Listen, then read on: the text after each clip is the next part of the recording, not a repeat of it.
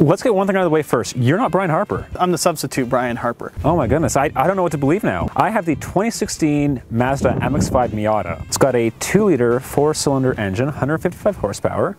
It's rear-wheel drive, and it's manual. But that's the same thing here. This is a 1.4-liter turbo. The 124 is as light as the MX-5. It's as nimble, but I don't think it's anywhere near as fun. Well, and that's why we've gathered both of these cars outside the hills of Toronto to find out which is better. Do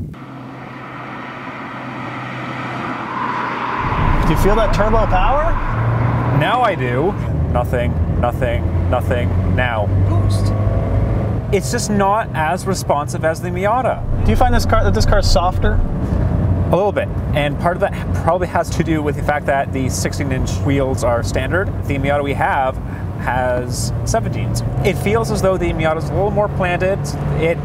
It's more fun to toss around. This 124 actually has the transmission of the previous generation Miata. It's to deal with all the torque, which it makes because it has a turbo.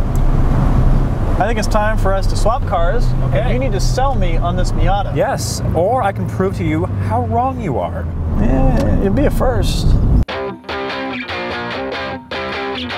Welcome to the right answer. It sounds more growly. I gotta admit, a lot of sound does get lost going through the turbo. Yep. This sounds fun. And it's so much more responsive.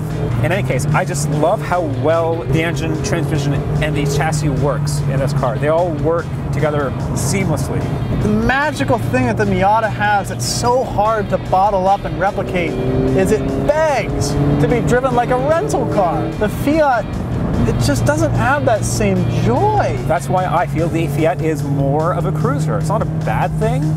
Fiat can still have fun, but the 124 is like, well, do you want to go fast? All right, fine, let's do it.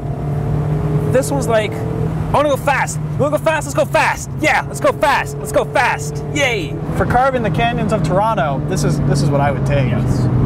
You might think we're not giving the Fiat a fair shake because it was outgunned in this fight. It was the base Fiat. Well, but the fact is that as a cohesive whole, the Mazda just feels more at one with itself. Well, I suppose then we have to wrap it up.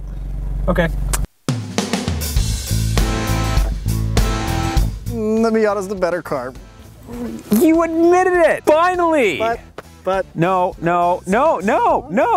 I can want something that's not as good. Look, for something I want to own, I love the Fiat. You have every right to be wrong, because if I'm buying a car like this, I want it to be sharp, I want it to sound good, and I want it to have a snickety-snick manual transmission that's just slick. It's so awesome. Shifting gears is awesome in the Miata. But the Fiat is, for me, more unique, more engaging because of the weird turbo lag, which I kind of like, but the Miata is the more pure experience. And so, because they are two-seat sports cars, I surrender that point. You know what? That actually kind of made sense. I can't believe it. And on that rare moment of clarity, the Miata wins this Driving.ca comparison. There we go. For Driving.ca, I'm Clayton Seams. And for Driving.ca, I'm Nick Stragianis.